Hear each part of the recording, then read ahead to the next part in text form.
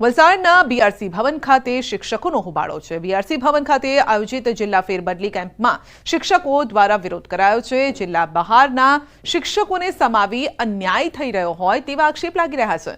235 માંથી 117 જગ્યામાં અગ્રતા આપવામાં આવતા શિક્ષકોનો વિરોધ છે। અન્ય જગ્યા ભરવા માટે ઓનલાઈન અરજીને લઈને શિક્ષકોમાં રોષ છે। શિક્ષકોએ સૂત્રોચ્ચાર કરીને વિરોધ નોંધાવ્યો। 400 થી 500 જેટલા શિક્ષકો એકઠા થઈ અને વિરોધ નોંધાવ્યો હતો।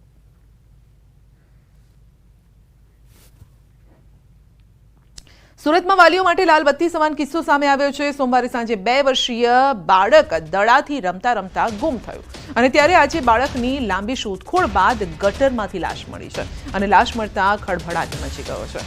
ફાયર વિભાગે ગટરની ખાડીમાં 24 કલાકથી જેસીબી સહિતના વિવિધ સાધનોથી શોધખોળ હાથ ધરી। મહત્વનું છે કે મૂળ ઓરિસ્સાનો પરિવાર સચિન વિસ્તારના તલંગપુર ગામમાં રહેતો હતો, પરંતુ ઘરની આજુબાજુ રમતા સમયે અચાનક બાળક ગુમ થઈ ગયું।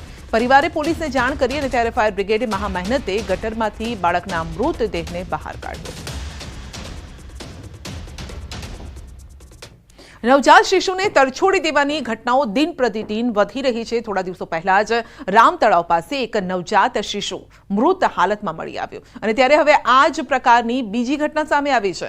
ઉમરેઠના પ્લેટિનમ પ્લાઝા સામે રાત્રિના સમયે કોઈ અજાણી વ્યક્તિએ નવજાત શિશુને ફેંકી દીધું હોવાનું સામે આવ્યું। આ ઘટનાથી સમગ્ર વિસ્તારમાં ચકચાર મચી ગઈ છે। લોકોમાં પણ ભારે રોષ જોવા મળી રહ્યો છે। દાહોદમાં લીમખેડાના ચેડિયા ગામમાંથી નવજાત બાળક મળી આવ્યું। તુવેરના ખેતરથી રડવાનો અવાજ આવતો હતો। ગ્રામજનો ત્યાં દોડી ગયા અને તપાસ કરતા ખેતરમાં નવજાત શિશુ મળતા લોકો ચોંકી ઉઠ્યા। સમગ્ર બાબતે પોલીસને જાણ કરાઈ છે। બાળકને 108ની મદદથી સારવાર માટે હોસ્પિટલ ખસેડાયો છે। પોલીસે ઘટનાસ્થળે પહોંચીને પરિવારની શોધખોળ હાથ ધરી છે।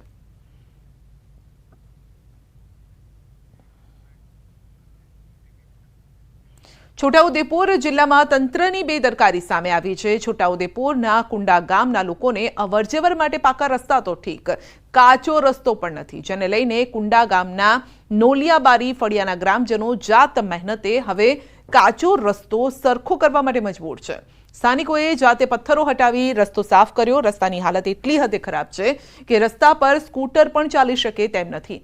કાચા રસ્તાને લઈને લોકો આ ગામમાં પગપાળા જાય છે। તંત્રને રોડ બનાવવા માટે દરખાસ્ત કરાઈ છે અને છતાં હજુ સુધી મંજૂરી નથી મળી। 1.5 વર્ષ પહેલા આ જ ફળિયાની સગર્ભાને રસ્તાના અભાવે ઝોલીમાં ઉંચકીને ગ્રામજનો 3 કિલોમીટર પગપાળા ચાલી દવાખાને પહોંચાડી હતી। સ્થાનિકોએ વહેલી તકે રોડ બનાવી આપવા માટે માંગ કરી છે।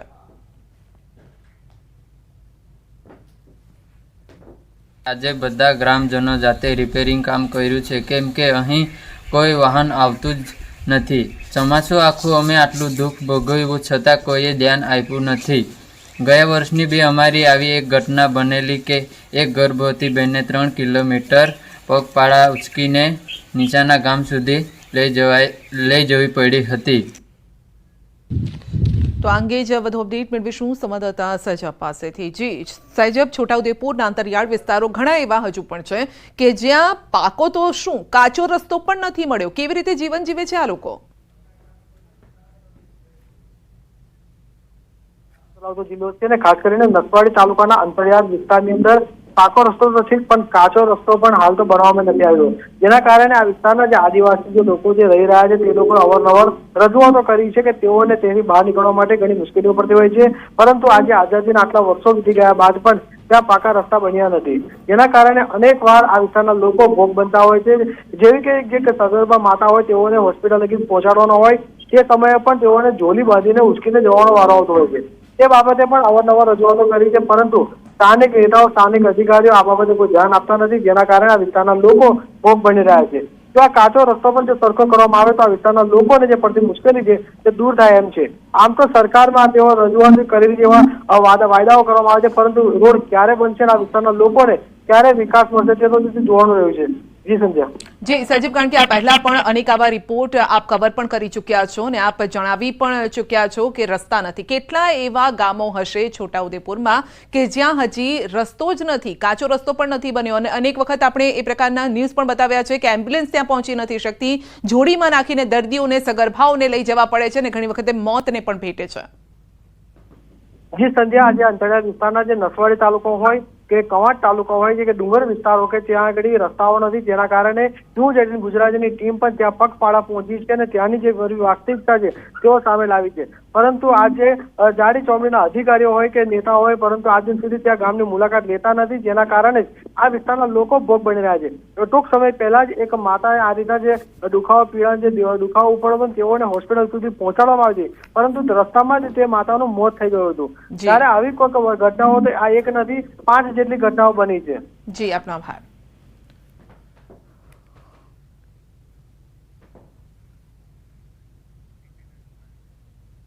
ભાજપના પૂર્વ કોર્પોરેટરના પુત્રની હત્યાના મામલે પોલીસે હત્યાના ગુનામાં સામેલ વધુ 3 આરોપીને કોર્ટમાં રજૂ કર્યા. કોર્ટ સંકુલમાં ચુસ્ત પોલીસ બંદોબસ્ત સાથે આરોપીઓને રજૂ કરાયા. પોલીસ દ્વારા તમામ આરોપીના 10 દિવસના રિમાન્ડની માંગ કરાઈ છે અને ત્યારે કોર્ટે તમામ આરોપીના આવતીકાલે 2 વાગ્યા સુધીના રિમાન્ડ મંજૂર કર્યા છે. અરવલ્લીના માલપુરમાં અસામાજિક તત્વોનો આતંક સામે આવ્યો છે. માર્કેટયાર્ડમાં 2 શખ્સોએ વેપારી પર હુમલો કર્યો. વેપારીની દુકાનમાં ઘૂસી અને પાઇપ વડે માર માર્યો. માલપુર પોલીસે હુમલાખોર સામે ફરિયાદની તજવીજ પણ હાથ ધરી છે. વેપારીની આરોપીઓને ઝડપી લેવા માટે માંગ છે અને આજે હુમલાના વિરોધમાં વેપારીઓ માર્કેટયાર્ડમાં એકત્રિત થશે.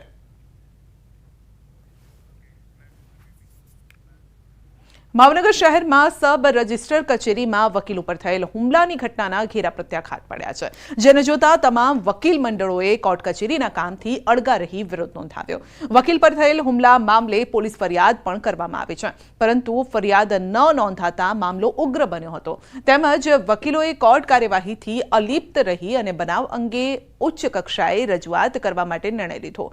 ઈજાગ્રસ્ત વકીલના કહેવા પ્રમાણે હુમલો કરનાર શખ્સ દ્વારા 2500 રૂપિયાની લૂંટ કરવામાં આવી, જ્યારે કે પોલીસ લૂંટનો ઇનકાર કરી રહી છે, જેને લઈ એફઆઈઆરનો પેચ ફસાતા વકીલો દ્વારા વિરોધ કરવામાં આવ્યો છે.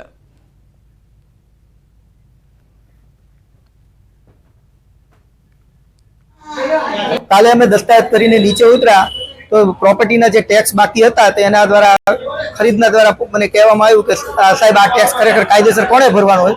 બધું વેચનારે ભરવાનો હોય. તો વેચનાર ત્યારે મારી યારે ઉશ્કેરાઈ ગયા અને જેમ ફાવે એમ બોલવા માંડ્યા. પછી ત્યારબાદ એ બધા છૂટા પડી ગયા. જેવો હું પાર્કિંગમાંથી સ્કૂટર લઈને નીકળ્યો તો મારે જેમ ફાવે ગાળું દેવા માંડ્યા અને સીધો મારી ઉપર હુમલો કર્યો કે એ તારે શું કરવાની કેવું જોઈએ કે આ ટેક્સના રકમ વેચનારે ભરવાના હોય. ને માથાજી કરી ગાળો દીધી ને મને તીક્ષ્ણ હથિયાર વડે મારી ઉપર હુમલો કર્યો અને મને ટીકાપાટુનો માર માર્યો અને મારા ખીચામાં જે 2500 રૂપિયા હતા એ લઈ લીધા ને લૂંટી લીધા ને કીધું કે જા તારા ખાતે ભરાઈ ગયા થાળી કરી લે. આ બનાવ સંદર્ભે એક મીટિંગ થયેલી છે અને ધર્મેશભાઈ ફરિયાદ નોંધાવવા આજે જાય છે, કારણ કે ગઈકાલે પોલીસે ફરિયાદ લેવા અંગે નિષ્ક્રિયતા જાળવી હતી. અમારા બાર એસોસિએશનના હોદ્દેદારો એમની સાથે જઈ રહ્યા છે અને આગળ પર કાયદેસર જે કંઈ કાર્યવાહી થાય એ અંગે અમે સતત અત્યારે પ્રયત્નશીલ છીએ. હવે એસજી હાઈવે પર બનશે માણેક ચોક. અમદાવાદીઓ ખાણીપીણીના શોખીન હોય છે ને જે રીતે અમદાવાદ શહેરનો વ્યાપ વધી રહ્યો છે તેમ શહેરની જરૂરિયાત પણ વધી છે અને ત્યારે હવે અમદાવાદ મહાનગરપાલિકા અમદાવાદ શહેરના પશ્ચિમ વિસ્તારમાં એ પણ એસજી હાઈવે જેવા પોશ વિસ્તારમાં પ્રહલાદનગર ખાતે ફૂડ પ્લાઝા તૈયાર કરશે અને લગભગ 6.45 કરોડના ખર્ચે ફૂડ પ્લાઝા બનાવવાનું આયોજન છે અને જેમાં અંદાજિત કુલ 28 સ્ટોલ હશે. ડાઇનિંગ એરિયા, કેટલીક સગવડો આપવામાં આવશે.